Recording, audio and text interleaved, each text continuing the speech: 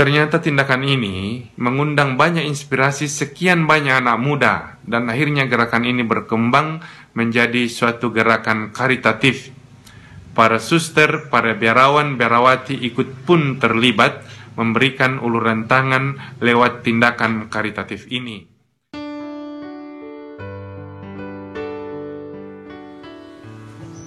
Bapak, Ibu, saudara-saudari yang terkasih, selamat bertemu kembali dalam Renungan Indri hari ini, hari Kamis tanggal 29 Juli tahun 2021.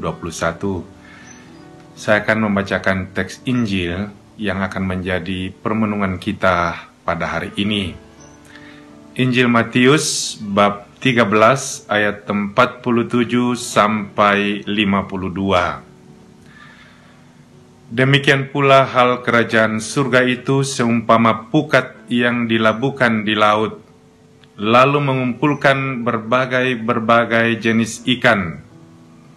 Setelah penuh, pukat itu pun diseret orang ke pantai, lalu duduklah mereka dan mengumpulkan ikan yang baik ke dalam pasu, dan ikan yang tidak baik mereka buang.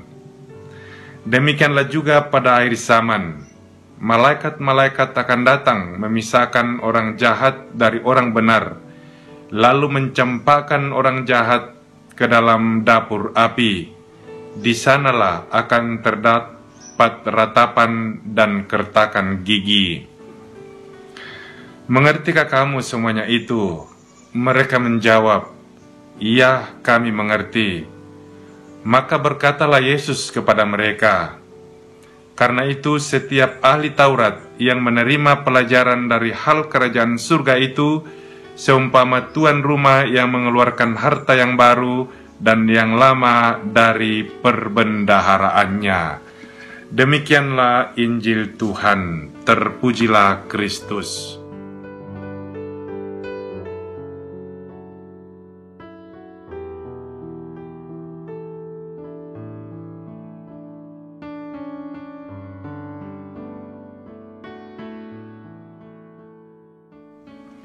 Bapak, Ibu, saudara-saudari terkasih, pada kesempatan ini Yesus mengajar kita tentang kerajaan Allah dengan membandingkannya atau mengumpamakannya seperti pukat. Pukat itu dilabuhkan atau ditebarkan di laut atau di danau atau juga di sungai, dan akan mengambil berbagai macam jenis ikan. Kemudian sang penebar pukat itu akan membawa ke daratan atau ke atas perahu atau ke tempat yang kering, lalu dia akan memilah ikan-ikan yang baik dan ikan-ikan yang tidak baik. Ikan yang baik dia akan ambil, dan ikan yang tidak baik dia akan buang.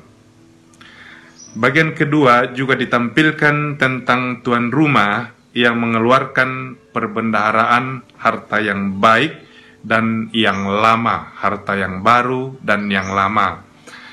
Secara singkat, kita bisa mengatakan ajaran Yesus lewat perumpamaan pada kesempatan ini terbagi dua bagian, yang baik dan yang tidak baik.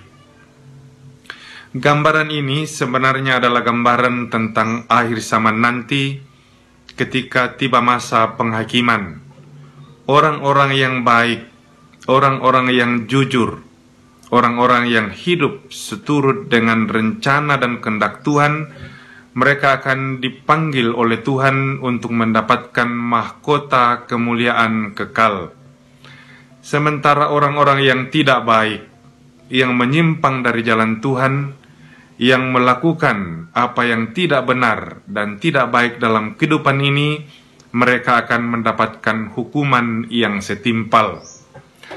Oleh karena itu, ajaran perumpamaan tentang pukat pada kesempatan ini memberikan kita sebuah peneguhan iman, bahwa sebagai orang beriman, kita dipanggil untuk mewujudkan iman kita ini dengan baik dalam kehidupan ini, melalui perbuatan yang baik, melalui tindakan yang benar, dan melalui tekad untuk mewujud nyatakan rencana dan kehendak Tuhan di tengah-tengah dunia ini. Dengan demikian menjadi pujian yang mulia kepada Allah, sekaligus mengantar sesama kita pada jalan keselamatan. Panggilan dan tanggung jawab ini tidak mudah, tetapi kita percaya bahwa Tuhan akan memperlengkapi kita dengan berkat dan kasih karunia-Nya. Tuhan sendiri pada penghakiman terakhir mengajari kita kriteria apa yang kita lakukan. Yesus mengatakan, orang yang akan menerima kemuliaan kekal adalah mereka yang melakukan perbuatan-perbuatan baik. Perbuatan-perbuatan baik yang dimaksud adalah apa? Yesus mengatakan, ketika aku sakit, kalian merawat aku. Ketika aku dalam penjara, kalian melawat aku. Ketika aku seorang asing, kalian memberikan aku tumpangan. Ketika aku kelaparan, kalian memberikan aku makan. Ketika aku tidak punya pakaian, kalian memberikan aku pakaian, dan seterusnya. Dengan demikian, Tuhan memanggil kita untuk berbuat kasih dalam kehidupan ini. Dan Yesus pun menggarisbawahi bahwa apapun yang kalian lakukan untuk salah seorang dari saudaraku yang paling hina ini, itu kalian lakukan sendiri untuk aku. Oleh karena itu, menjadi orang beriman jelas apa yang menjadi panggilan kita. Kita memiliki iman yang teguh kepada Allah melalui putranya Yesus Kristus dalam bimbingan Roh Kudus, dan kita pun dipanggil untuk menaburkan kasih dan kebaikan lewat perbuatan harian kita setiap hari. Ada satu kisah yang sangat menarik bagi saya. Di kota Roma, juga di sekitar Vatikan, itu banyak sekali gelandangan, imigran, orang yang cacat, orang yang sakit, yang membutuhkan belas kasih orang.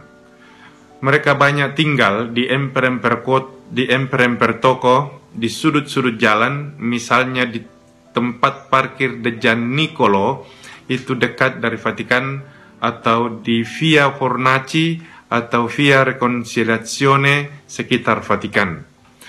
Nah, orang-orang ini ada yang biasanya meninggal di musim dingin karena tidak punya pakaian yang cukup hangat dan tidak punya makanan, padahal harus tidur di alam terbuka. Ternyata ada seorang pelajar SMA yang punya ketertarikan dan punya panggilan hati bahwa jangan biarkan orang ini tertelantar di tengah jalan.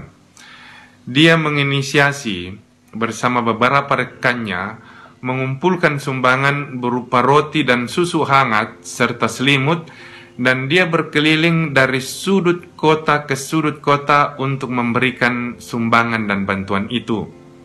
Orang-orang yang terlantar ini kemudian paling tidak mendapatkan makanan, mendapatkan minuman, dan mendapatkan selimut, terutama di musim dingin yang sangat mematikan. Ternyata tindakan ini mengundang banyak inspirasi sekian banyak anak muda, dan akhirnya gerakan ini berkembang menjadi suatu gerakan karitatif. Para suster, para biarawan, biarawati ikut pun terlibat memberikan uluran tangan lewat tindakan karitatif ini. Sekali dalam satu hari, mereka berkeliling di pagi-pagi hari ketika orang belum beraktivitas, mereka memberikan roti, memberikan susu, memberikan air mineral, dan juga memberikan pakaian yang layak serta selimut untuk orang-orang yang ada di pinggir-pinggir jalan. Dan ternyata tindakan ini dimulai oleh seorang anak muda yang masih muda belia, tetapi ternyata membawa inspirasi untuk seluruh dunia. Maka di tempat-tempat lain, termasuk di ibu kota Jakarta, gerakan ini yang diinspirasi oleh seorang anak muda ternyata berkelanjutan. Banyak anak muda yang tanpa mau dipublikasi kemudian turun di jalan-jalan menyapa orang-orang yang terpinggirkan, termarginalisasi, lalu kemudian memberikan bungkusan pakaian dan juga makanan supaya mereka bisa tetap bertahan hidup. Bagi saya, ini adalah tindakan yang sederhana tetapi betul-betul menunjukkan apa arti menjadi seorang beriman. Kita memuliakan Allah sambil terus memberikan perhatian meskipun kecil kepada sesama saudara yang ada di sekitar kita. Oleh karena itu, semoga Tuhan yang senantiasa berbelas kasih memberikan kita kekuatan dan rahmat dalam kehidupan ini, supaya kita betul-betul menjadi orang-orang yang baik, yang terpilih, dan kelak akan mendapatkan mahkota kemuliaan. Mari juga kita berdoa untuk kita semua dan juga untuk seluruh dunia. Semoga masa sulit pandemi ini bisa berlalu dengan baik, dan kita pun senantiasa dilindungi oleh Tuhan supaya tetap sehat walafiat dan nanti bisa kembali menikmati kehidupan yang baik dan normal. Semoga demikian. Tuhan memberkati kita.